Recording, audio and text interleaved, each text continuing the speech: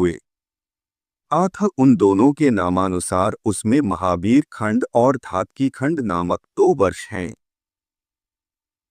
के महाभाग, इसमें मानसोत्तर नामक एक ही वर्ष पर्वत कहा जाता है, जो इसके मध्य में वलयाकार स्थित है तथा 50 सहस्त्र योजन ऊंचा और इतना ही सब और गोलाकार फैला हुआ है।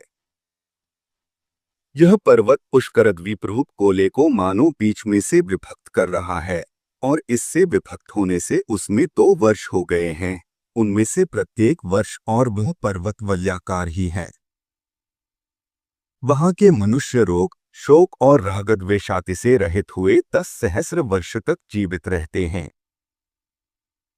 हे द्विज, उनमें उत्तमधम अथवा वध्यवधक आदि विरोधी भाव नहीं है, और न उनमें ईर्ष्या, असूया, भय, द्वेष और लोभादि दोष ही हैं। महावीर वर्ष मानसोत्तर पर्वत के बाहर की ओर है और धात्की खंड भीतर की ओर। इनमें देव और दैत्य आदि निवास करते हैं। 2 खंडों से युक्त उस पुष्करद्वीप में सत्य और मिथ्या का व्यवहार नहीं है, और न उसमें पर्वत तथा नदियां ही हैं। वहां मनुष्य और देवगण समान वेश और समान रूप वाले होते हैं।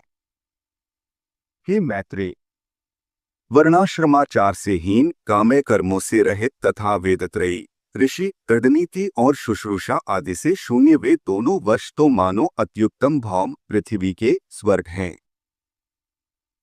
हे मुने, उन महावीर और धात्की खंड नामक वर्षों में काल, समय, समस्त ऋतुओं में सुखदायक और जरा तथा रोगादि से रहित रहता है। पुष्करद्वीप में ब्रह्मा जी का उत्तम निवास स्थान एक न्यकरोध वट का वृक्ष है, जहाँ देवता और दानवादि से पूजित श्री ब्रह्मा जी विराजते हैं। पुष्करद्वीप चारों ओर से अपने ही समान विस्तार वाले मीठे पानी के समुद्र से मंडल के समान घिरा हुआ है। इस प्रकार 7 द्वीप 7 समुद्रों से घिरे हुए हैं, और वे द्वीप तथा उन्हें घेरने वाले समुद्र परस्पर समान हैं और उत्तरोत्तर दूने होते गए हैं। सभी समुद्रों में सदा समान जल रहता है, उसमें कभी न्यूनता अथवा अधिकता नहीं होती। हे मुनिश्रेष्ठ, पात्र का जल जिस प्रकार अग्नि का संयोग होने से उबलने लगता है, उसी प्रकार चंद्रमा की कलाओं के बढ़ने से समुद्र का जल भी बढ़ने लगता है।